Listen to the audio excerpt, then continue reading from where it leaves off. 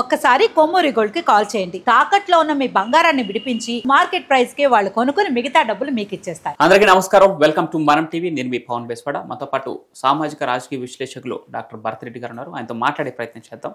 అయితే ముందుగా పాకిస్తాన్లో ఇప్పుడు ప్రధాని షహబాజ్ షరీఫ్ చేసినటువంటి కొన్ని వ్యాఖ్యలు చూస్తే ఇండియా పాకిస్తాన్ మధ్య యుద్ధం రాబోతుందనే సంకేతాల నేపథ్యంలో ఉద్రిక్తత పరిస్థితులు నెలకొన్నాయి. ఈ నేపథ్యంలో గతంలో 1999 మేలో జరిగినటువంటి కార్గిల్ యుద్ధానికి ఇప్పుడు యుద్ధం వస్తే ఈ యుద్ధానికి మధ్య ఏం డిఫరెన్సెస్ ఉండబోతున్నాయి, అప్పటి సైనిక సామర్థ్యాలకి ఇప్పటి సైనిక సామర్థ్యాలకి ఏంటి తేడా, అప్పుడు యుద్ధం జరిగినప్పుడు రెండు దేశాల యొక్క బలాబలాలు ఏంటి, వీటిపైన విశ్లేషణ తీసుకుందాం. సార్ నమస్తే. నమస్తే. కార్గిల్ యుద్ధానికి ప్రస్తుతం ఇప్పుడు యుద్ధం జరగబోతుందన్న వార్తల నేపథ్యంలో ఇప్పుడు యుద్ధం జరిగితే అప్పటికి ఇప్పటికీ దేశాల యొక్క సైనిక బలం ఎంత మార్పు చెందింది, అసలు అప్పటి యుద్ధ పరిస్థితులు ఎలా ఉన్నాయి, ఇప్పుడు కనుక యుద్ధం వస్తే ఏ దేశం ఎన్ని రోజులు నిలబడి పోరాడగలదు, మీ విశ్లేషణ ఏంటి? ముఖ్యంగా పూర్తి స్థాయిలో యుద్ధం వచ్చే అవకాశం అయితే లేదు. ఓకే, దానికి కారణం ఏంటంటే అష్టదిగ్బంధనం చేసుకుంటూ వెళ్తుంది భారత ప్రభుత్వం. ఏ విధంగా అంటే వాళ్ళకు కొన్ని ఒప్పందాలను రద్దు చేస్తుంది. సింధు ఒప్పందం రద్దు చేయడం వల్ల అక్కడ వాటర్కి సంబంధించిన ఇష్యూ ప్రారంభమైంది. దాంతో ప్రజల్లో ప్రభుత్వంపై వ్యతిరేకత పెరుగుతుంది. డైరెక్ట్గా యుద్ధం చేయడానికంటే ముందు వాళ్ళని కొంత అక్కడ దేశంలోనే వాళ్ళతోటే కొంత నెగిటివ్ వాతావరణం కల్పించే విధంగా, అలాగే ప్రపంచ దేశాల్లో వాళ్ళని దోషిని చేసే విధంగా అసలు ఎందుకు ఈ ఘటన జరిగిందని మనం పరిశీలించినప్పుడు ఉగ్రవాదులు వాళ్ళు అక్కడ ఏదైతే యాత్రికులు ఉన్నారో వాళ్ళను మతం ఆధారంగా చంపడం జరిగింది. అది పెద్ద ఎత్తున దేశవ్యాప్తంగా ఈరోజు భారతదేశంలో ఒక కసితో రగిలిపోతున్నారు. ఏదైనా చేయాలి ప్రభుత్వం, పాకిస్తాన్ను ఏదైనా చేయాలనేది రగిలిపోతున్న భారతం అని చెప్పొచ్చు. ఇలా వదలకూడదు, ఈ విధంగా చేస్తారని రగిలిపోతున్న సందర్భంగా దాన్ని ఫస్ట్ అష్టదిగ్బంధం చేసే ప్రయత్నం చేస్తున్నారు. ఇప్పటికే అమెరికా కూడా భారత్కు మద్దతు తెలపడం జరిగింది, ఇజ్రాయెల్ మద్దతు తెలపడం జరిగింది. ముందుగా భారత ప్రభుత్వం ఎంచుకున్న మార్గం ఏంటంటే ఎవరైతే టెర్రరిస్టులు తీవ్రవాదులు ఉన్నారో వాళ్ళను మట్టుబెట్టే ప్రయత్నం చేస్తున్నారు. వాళ్ళందరూ ఎక్కడున్నారంటే పిఓకోలో ఉన్నారు. పిఓకోలో మట్టుబెట్టే ప్రయత్నం చేస్తున్నారు. అయితే ఇప్పుడు ఈ యుద్ధ పరిస్థితికి సంబంధించి ఇప్పుడు అది యుద్ధం వస్తుందా, లేకపోతే రెగ్యులర్గా కొన్ని సందర్భాల్లో పాకిస్తాన్ సైనికులకు భారత సైనికులకు మధ్య కొంత యుద్ధ వాతావరణం నెలకొని ఉంటుంది, సైనికులు చనిపోతుంటారు. అది రెగ్యులర్గా జరుగుతూనే ఉంటుంది. చాలా సందర్భాల్లో మనం చూస్తుంటాం భారత సైనికులు చనిపోవడం, వాళ్ళు ఈ నియంత్రణ రేఖ దాటి రావడం, వీళ్ళు ఆపడం, ఇలాంటి సందర్భాన్ని మనం చూస్తున్నాం. అయితే మనం 1999 కార్గిల్ యుద్ధానికి ఇప్పటికీ తేడా అని చూసినట్టయితే 1999లో పాకిస్తాన్కి సంబంధించిన ఉగ్రమూకలు చొచ్చుకొని నియంత్రణ రేఖ దాటి భారత ప్రాంతాన్ని కొంత భూభాగాన్ని ఆక్రమించడం జరిగింది. ఆ సందర్భంలో భారత ప్రభుత్వం ఏం చేసిందంటే వాళ్ళని తరిమి కొట్టడానికి ప్రయత్నం చేయడం జరిగింది. తరిమి కొట్టే ప్రయత్నంలో వాళ్ళకు ఇంటర్నేషనల్ దగ్గర నుంచి కూడా మద్దతు లభించడం జరిగింది. ఏదైతే వాళ్ళు ఆక్రమించుకున్న ప్రాంతాలని రిలీజ్ చేసుకోవడం జరిగింది. అయితే ఇక ముందు ఆ ప్రాంతాలన్నీ తిరిగి స్వాధీనం చేసుకున్న తర్వాత మరింత ముందుకు వెళ్ళే ప్రయత్నం కూడా భారత ప్రభుత్వం చేయడం జరిగింది. అయితే అప్పుడు ఇంటర్నేషనల్గా కొంత వాళ్ళకు తలొగ్గి ఇక యుద్ధ ప్రమాదాన్ని ఆపండి, ఎందుకంటే ఆల్రెడీ మీరు వాళ్ళని దోషినిగా నిలబెట్టడం జరిగింది.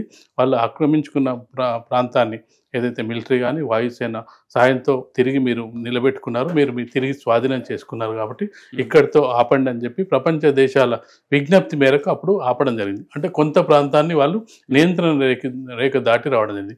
ఇప్పుడు గతంలో కూడా మనం చూసుకున్నట్టయితే బాలాకోట్ దాడుల విషయంలో కూడా బాలాకోట్లో కూడా దాడులు జరిగాయి. ఆ దాడుల విషయంలో ఉగ్రవాదులు ఏదైతే పిఓకోని స్థావరంగా చేసుకొని వాళ్ళు సాగిస్తున్నారో ఉగ్రవాద కార్యక్రమాలని అప్పుడు ఉన్న ప్రభుత్వం, అప్పుడు ఈ మోడీ ప్రభుత్వం, ఎన్డీఏ ప్రభుత్వం అప్పుడు చేసింది ఏంటంటే బాలాకోట్లో ఎవరైతే స్థావరాలు ఏర్పరచుకున్నారో మొదటిసారి భారత ప్రభుత్వం కానీ భారత ప్రభుత్వం ఏంటంటే మనం ఎవరి జోలికి వెళ్ళొద్దు, మన నియంత్రణ రేఖ దాటి వెళ్ళొద్దు, కానీ అదే సమయంలో మన నియంత్రణ రేఖ దాటి వస్తే వాళ్ళని మనం యుద్ధ రూపంలో ఎదుర్కోవాలని భారత్కు సంబంధించిన విదేశీ పాలసీ. మొదటిసారిగా బాలాకోట్ దాడుల తర్వాత నియంత్రణ రేఖ దాటి పిఓక స్థావరాలపై ఆ పిఓక స్థావరాలను ఉండే ఉగ్రవాదాలను ధ్వంసం చేయడం జరిగింది. దానికి పాకిస్తాన్ కూడా చెప్పుకోలేని పరిస్థితి. ఎందుకంటే మేము చేసింది అంటే చాలా అంటే ఇదిగా చేయడం జరిగింది. అంటే ప్రజల మీద దాడులు చేయకుండా, ఎక్కడ కూడా దాడులు చేయకుండా ఉగ్రవాద స్థావరాల మీదనే, ఎంచుకున్న స్థావరాల మీదనే వాళ్ళు దాడులు చేయడం జరిగింది. ఆ స్థావరాలను లేపేయడం జరిగింది. ఇప్పుడు ప్రపంచానికి కూడా చూపించింది అంటే మేము ప్రజల జోలికి వెళ్ళలేదు, పట్టణాల జోలికి వెళ్ళలేదు, దాన్ని ఉపయోగించలేదు. ఉగ్రవాదులు నియంత్రించాలని చెప్పి ప్రపంచ దేశాలు చెప్తున్నాగా ఉగ్రవాద సంస్థల్ని మేము ధ్వంసం చేశాం. అది తప్ప రైటా? ఉగ్ర సంస్థల్ని అమెరికా చెప్తుంది, బ్రిటన్ చెప్తుంది అది అన్నప్పుడు పాకిస్తాన్ కూడా మాకు ఉగ్రవాదులు లేరు, ఎవరో చనిపోయారని అంటే చెప్పే ప్రయత్నం చేసింది. కానీ మా దగ్గర ఉగ్రవాదులు అంటే దానితో ఏమైందంటే వాళ్ళు డిఫెన్స్లో పడడం జరిగింది.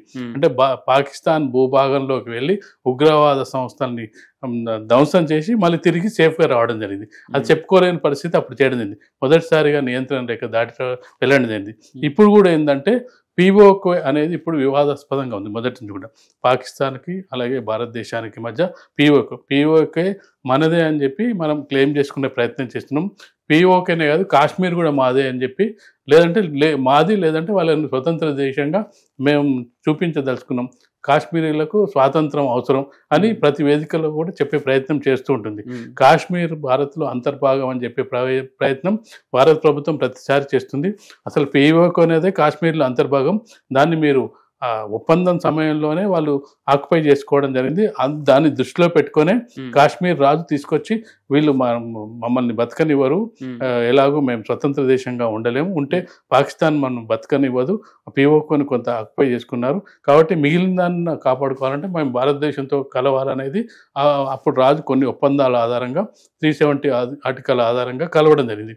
370 ఆర్టికల్ ఎత్తేసిన తర్వాత ఇక్కడ పర్యాటకులు పెరగడం జరిగింది. కొంత అభివృద్ధి కార్యక్రమాలు జరుగుతున్న నేపథ్యంలో ఈ పర్యాటకులను లక్ష్యంగా చేసుకొని ఇక్కడ ఎవరు కూడా ముస్లింలు తప్ప హిందువులు ఎవరు ఉండకూడదనే ఉద్దేశంతో అంటే పాశవికంగా చేయడం జరిగింది. ఉగ్రవాదులు దాడులు చేస్తున్న సందర్భంలో కులాన్ని, మతాన్ని దేన్ని చూడకుండా చాలా సందర్భాల్లో ఘటనలు జరిగినాయి. మన హైదరాబాద్లో జరిగినప్పుడు, గోకుల్ చాట్ కానీ మిగతా చోట్ల జరిగినప్పుడు అందులో చాలామంది అన్ని మతాల వాళ్ళు, అన్ని కులాల వాళ్ళు ఉన్నారు. కానీ అక్కడ స్పెషల్గా అంటే ఇక్కడ భారతదేశంలో చాలామందికి ఆగ్రహాన్ని తెప్పించింది ఏంటంటే నీ మతం ఏంది, నీకు ఖురాన్ వచ్చా, ఇది వచ్చా, నీకు బొట్టుందా, బొట్టు అంటే ఇది ఒక అంటే మతాన్ని రెచ్చగొట్టే ప్రయత్నం చేయడం జరిగింది. దీని ద్వారా ఏమైందంటే భారతదేశంలో ఒక ఇది ఏర్పడ్డది. అంటే హిందువు అయితే నువ్వు చంపేస్తావా, కాకపోతే రక్షించిన వాళ్ళు కూడా కొంతమంది ముస్లిమ్స్ ఉన్నారు. కానీ అది పర్టికులర్ చేసుకొని యాత్రికులు అంటే కాశ్మీర్ సుందరమైన ప్రదేశం, దాన్ని సందర్శించడానికి చాలామంది ప్రయత్నం చేస్తుంటారు.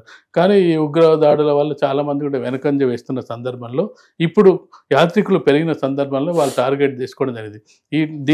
దీనికి ఏంటంటే భారత ప్రభుత్వం ఖచ్చితంగా కూడా వాళ్ళకు ఒక బుద్ధి చెప్పాలి, ప్రపంచం దృష్టిలో వాళ్ళని దోషిగా నిలబెట్టాలనే ఉద్దేశంతో మా దగ్గర ఇచ్చిన దాడులకు సంబంధించి మేము ఉగ్రవాద స్థావరాలను ధ్వంసం చేయడానికి ప్రయత్నిస్తున్నాం, అది నియంత్రణ రేఖ దాటైనా సరే అనే దాంతో పాటు మరోవైపు వాళ్ళ మీద ఆంక్షలు విధించే ప్రయత్నం చేస్తుంది. ఆంక్షల్లో భాగంగా వాళ్ళను వీసాలు రద్దు చేయడం, అలాగే సింధు నది ప్రవాహాన్ని ఆపడం. దాంతో ప్రజల్లో ఏమవుతుంది, భారత్ తోటి గొడవ పెట్టుకోవడం వల్ల మనకు నీటి సమస్య ఏర్పడ్డది, నీటి కొరత ఏర్పడ్డది, దీనికి పాలకులే బాధ్యతలు అని చెప్పి కొన్ని చోట్ల ప్రధాని ఇంటిని ముట్టడియం, అక్కడ వాళ్ళు చేస్తున్న పని అంటే ప్రజల్లో వ్యతిరేకత పెంచుతూనే ప్రపంచ దేశాల్లో కూడా పాకిస్తాన్ దోషిగా నిలబెడుతూనే మరొక వైపు దౌత్య నీతి, మరోవైపు మిలిటరీ ఇది ఇవన్నీ చేసుకుంటూ వెళ్ళడం ద్వారా పూర్తి స్థాయి అంటే యుద్ధం వచ్చే అవకాశం లేదు. స్థావరాలను ధ్వంసం చేసి కొంతవరకు శాంతించే అవకాశం ఉంటుంది. అంటే ఏదో ఒకటి చేయాలనేది ఇప్పుడు భారత ప్రజలు కోరుకుంటున్నారు. పాకిస్తాన్ ఏదో ఒకటి చేయాలి, కసితో రగిలిపోతున్నట్టే కనీసం స్థావరాలను POKని ఆక్యుపై చేసుకోవాలని చాలా మంది భారతీయులు ఆశపడుతున్నారు. అయితే సార్ ఇక్కడ గతంలో కార్గిల్ యుద్ధం దాన్ని కంపేర్ చేసుకుంటే ఇప్పుడు యుద్ధం వస్తే భారత్కు కొంత ఆర్థికపరమైన నష్టం, కొంత సైనిక నష్టం కూడా జరిగే అవకాశం ఉందని కూడా నిపుణులు చెప్తున్నారు. ఈ నేపథ్యంలో కార్గిల్ యుద్ధంలో అది యుద్ధం జరిగినప్పుడు భారత్ తరపు నుంచి ఏం నష్టపోవడం జరిగింది, ఎంత మేరకు నష్టం జరిగింది, ఆర్థికంగా కావచ్చు, సైనిక బలం కావచ్చు, దీనికి సంబంధించిన డీటెయిల్స్ ఏమైనా? చనిపోయారు. భారత్ తరపున దాదాపు 300 మంది సైనికులు చనిపోవడం జరిగింది. ఒక 1500 మంది వరకు క్షత్రఘాతులు, ఒకరు యుద్ధ ఖైదీగా ఒకరిని పట్టుకోవడం జరిగింది. వాళ్ళ సైడ్ నుంచి కూడా ఒక 500-600 మంది యుద్ధం అన్నప్పుడు ఇరు పక్షాలు చనిపోతారు, ఒక పక్షం ఉండేది. వాళ్ళ క్షత్రఘాతులు వాళ్ళ సైడ్ నుంచి 8 మందిని యుద్ధ ఖైదీలుగా పట్టుకోవడం జరిగింది. ఆర్థిక వ్యవస్థ మీద దెబ్బతీయడం జరిగింది. కొంత అంటే ఆర్థికంగా కూడా నష్టపోవడం జరుగుతుంటుంది. అది పరిమిత యుద్ధానికి సంబంధించి. ఇప్పుడు ఒకవేళ యుద్ధం జరిగితే మరింత నష్టం జరిగే అవకాశం ఉంటుంది. ఎందుకంటే అణ్వాయుధం కలిగిన దేశంగా పాకిస్తాన్ చెప్పుకుంటుంది. మన దగ్గర కూడా అణ్వాయుధాలు ఉన్నాయి. అణ్వాయుధాలు కూడా మనం దానికి కూడా భారతదేశం ఒక లిమిటేషన్స్ పెట్టుకుంది. మేము అణ్వాయుధాన్ని మొదటగా యూజ్ చేయము, కానీ మా మీదకి ఎవరైనా వస్తే మేము యూజ్ చేస్తామని చెప్పి అంటే సెల్ఫ్ నియంత్రణ పెట్టుకోవడం జరిగింది. అణ్వాయుధాలు పోఖ్రాన్ అణ్వాయుధాలు చేసిన సందర్భంలో ప్రపంచంలో మొత్తం కూడా భారతదేశం మీద ఆంక్షలు విధించడం జరిగింది. అణ్వాయుధ నియంత్రణ జరుగుతున్న సందర్భంగా మీరు అణ్వాయుధాలని తయారు చేస్తున్నారన్న సందర్భంగా అమెరికా లాంటి దేశాలు మన దేశం మీద నియంత్రణ వేసినప్పటికీ 3 చోట్ల పోఖ్రాన్ పరీక్షలు నిర్వహించడం జరిగింది. అప్పుడు సెల్ఫ్ రిస్ట్రిక్షన్ పెట్టుకోవడం జరిగింది. మేము అణ్వాయుధాలు తయారు చేస్తున్నది మేము బయటి వాళ్ళ మీద ప్రయోగించడానికి కాదు, మా రక్షణ కోసం మా మీద ఎవరైనా దాడి చేస్తే మేము దాడిని ప్రతిఘటించడానికి మాత్రమే మా దగ్గర అణ్వాయుధాలు ఉంటాయి. కానీ మా అణ్వాయుధాలు ఉన్నంత మాత్రాన మేము వెళ్ళి మిగతా వాళ్ళ మీద దాడి చేయమనే ఒక సెల్ఫ్ రిస్ట్రిక్షన్ పెట్టుకోవడం జరిగింది. అణ్వాయుధాన్ని మొదటగా భారత్ ప్రయోగించదు అనే దానికి వాళ్ళు కట్టుబడి ఉన్నారు. ఒకవేళ ఇప్పుడు బెదిరిస్తున్నది ఏంది, పాకిస్తాన్ మా దగ్గర అణ్వాయుధాలు ఉన్నాయి, మీ దాన్ని ధ్వంసం చేస్తాం, యుద్ధాన్ని ఎవరు కోరుకుంటున్నారు? వాళ్ళు కోరుకుంటున్నారు యుద్ధం చేస్తామని. భారతదేశం యుద్ధం చేస్తామని చెప్పి ఇప్పటి వరకు ఎక్కడ చెప్పలేదు. దౌత్య పరంగా మిలిటరీ పరంగా చేయాల్సిన కార్యక్రమాన్ని వాళ్ళని దిగ్బంధం చేసుకుంటూ వెళ్తున్నారు. ఆ దిగ్బంధాన్ని తట్టుకోలేక మేము యుద్ధం చేస్తాం అనే మాటలు అంటే ఆవేశంగా వచ్చే మాటల్నిగా మనం పరిగణించవచ్చు. Right sir, thank you so much.